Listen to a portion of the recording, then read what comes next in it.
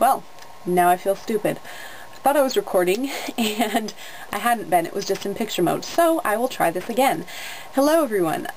Today, as you may have noticed from the title, it is my 1-year anniversary of making videos on YouTube, and so I thought that to sort of celebrate that, I was going to do a makeup collection, but then I've recently bought some stuff and it doesn't fit into the old way that I had stuff organized, so I'm reorganizing, and I do plan to do that at some point in the future, but not right now. So for my 1-year anniversary celebration, I want to do the products I regret buying and overhyped products, and I'm sort of combining both tags into one because some of mine sort of overlap. And yeah, so I will just get started. The first things that I'm going to talk about are what I think are overhyped products, and this doesn't necessarily mean that I think they're bad products, but just that they get way more hype than they sort of deserve. Like, they're just average products, and for some reason they're just totally hyped up on here. The first one I can't actually find, but it's the EOS lip balm, and I'm sure you all know it's like, you know, the little egg-shaped container. I do like mine, as I mentioned in my favorites last month, but I think that it's not like, it's just chapstick, basically. In my opinion, it's just chapstick, and I feel like people make it out to be this absolutely amazing lip product, and to me, it's just chapstick. Next, for the overhyped ones, is the e.l.f. Contouring Blush and Bronzing Powder, and I think that this sort of goes along with another one that I don't own, but I think is overhyped. The NARS Orgasm Blush, and people always say that this is a dupe for that. I don't actually think it's all that close of a dupe, but both of them, they're just, they're pretty shimmery, and they are a nice color that would look probably good on most skin tones, but they're not, in my opinion, you know, the totally universally flattering blush that everyone makes them out to be. These next few things are going to be sort of more like makeup trends. The first one as actually sort of two products that I regret, but I also think that this trend is overhyped. However, I wasn't intending to buy these to follow this trend. I just didn't realize what the colors were when I bought them. The first one is the NYX Round Lipstick in Strawberry Milk, and the second one is the Sally Hansen Natural Beauty Color Comfort Lip Color in Baby Pink.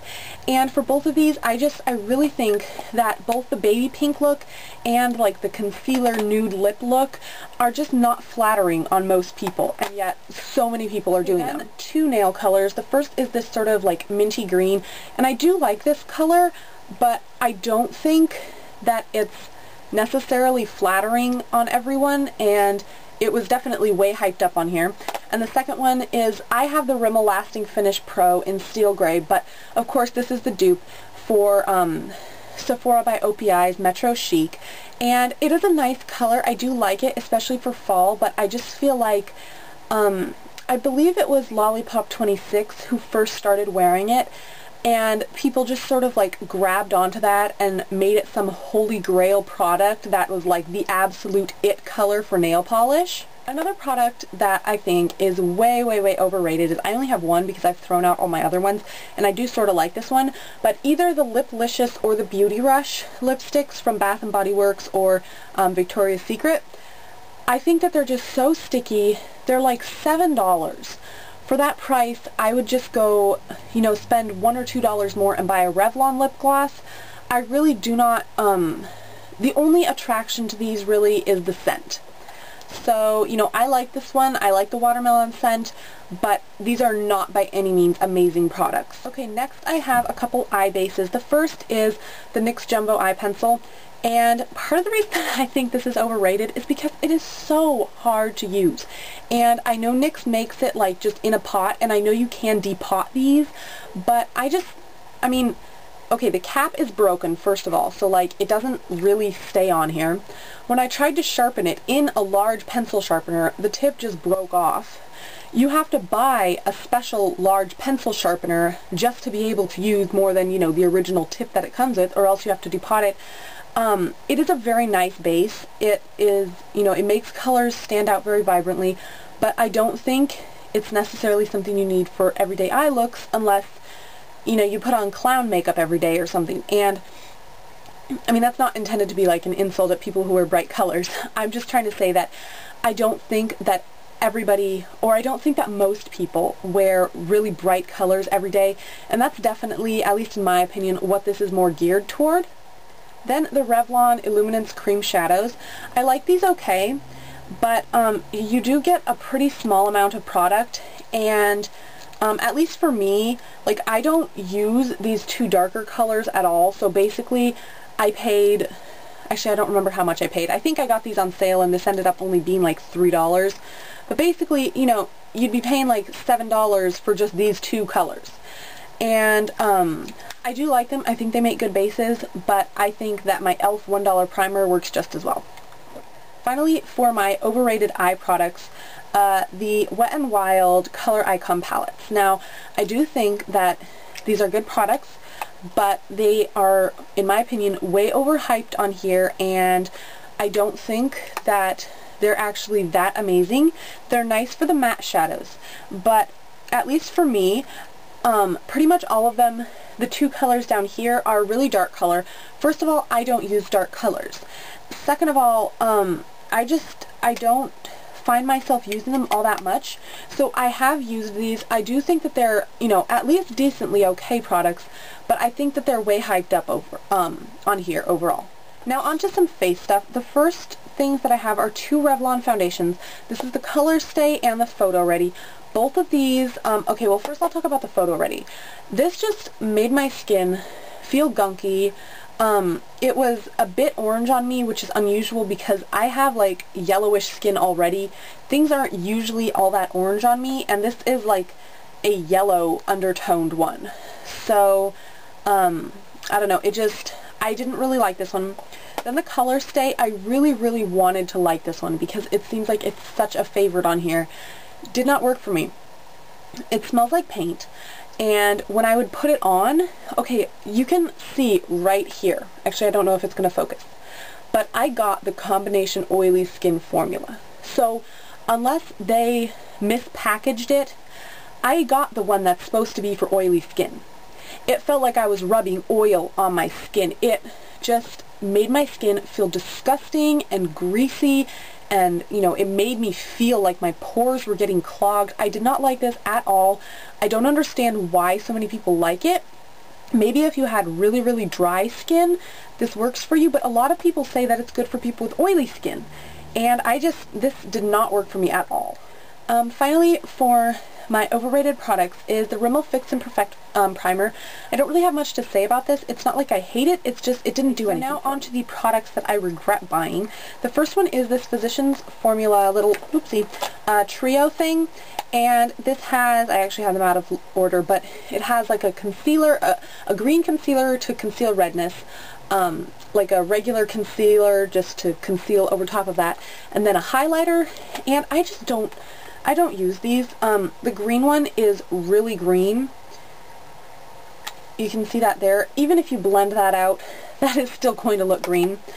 The regular concealer, it was just a bit orangey for me, and it didn't blend into my skin all that well.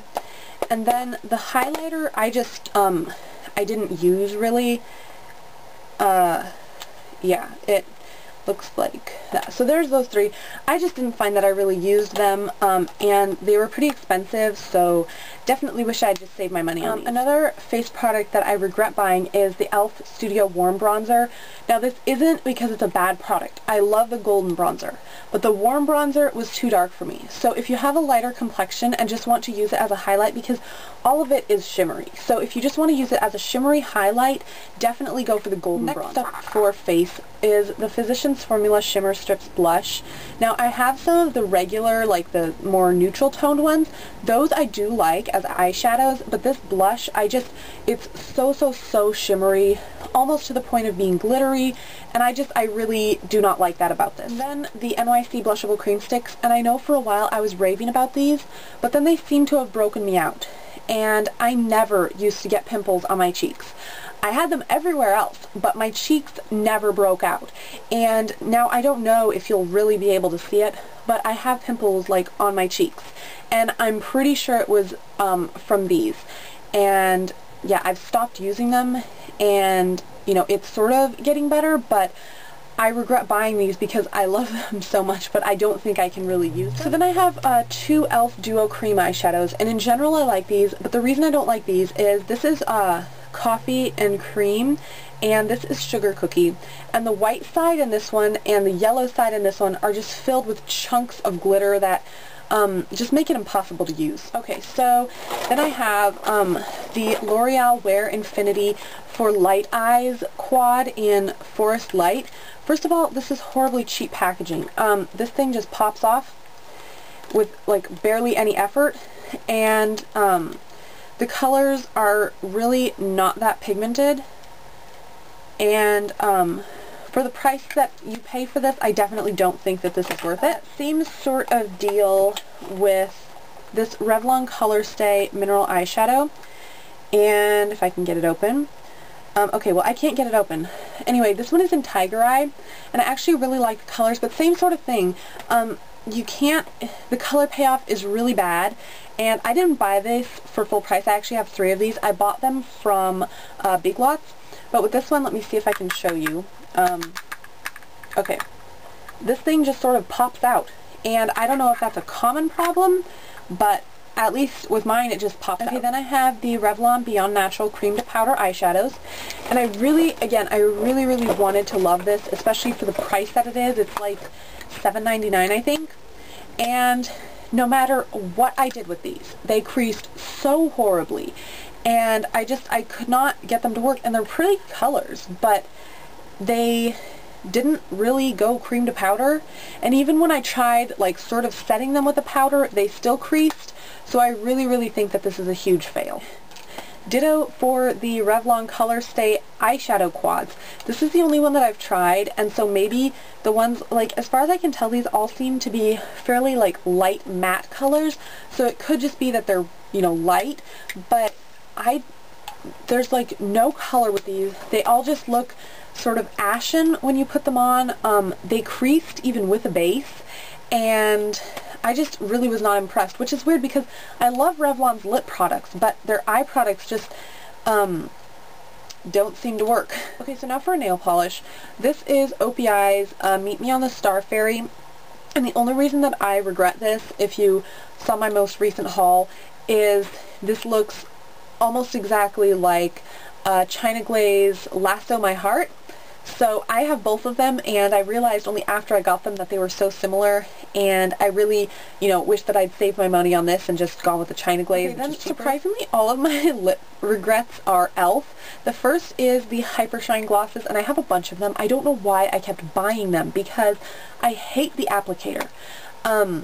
Let me see if I can sort of demonstrate. I probably shouldn't have picked the light color, but basically it comes out of this brush, and then you try to spread it, but first of all, this thing isn't precise, and second of all, it does not give you an even application at all. So yeah, I really don't like these. I mean, they're $1, so they're okay, but I wish I hadn't bought so many of them. The Studio Lip Lock Pencil, and I don't know if maybe mine is just dried out, because the lid on mine is really loose, so I'm thinking maybe it could be that it's just dried out. But first of all, okay, this thing just, oh, now it won't do it, but okay, it just comes out. So that's why I think maybe it did dry out, and like, you know, that caused it to shrink enough that it doesn't stick in there anymore. But I don't really notice that this makes any difference whatsoever with how long my lipsticks stay on. Okay, and then I think the last product that I have is the e.l.f. Lip Stain, and I have 2 of these, but I just brought one over to show you. This one is in Lady Luck. It is a pretty color, and I wish that I had thought to swatch this before so I could do a demonstration. But basically, you're supposed to put the color on. The color is right here, and then wait for that to dry, and then put the gloss on. Basically, the color never really sets. Like with the Maybelline, I believe it is, Color Stay things, they're sort of the same concept. The color sets, and it's on your lips, and it's not going anywhere. This, it sort of sets and gets hard, but then it goes somewhere. And I made sure that my lips were exfoliated, and that like I wasn't wearing a bunch of greasy lip balm under it to, you know, make it slide off. And these just, they don't set, and then they rub off your lips, but they rub off unevenly, and I just, this made a huge mess, like, all of the times that I tried to use it. So I really enjoyed this video. Thank you so much for watching, and I will see you guys later. Bye.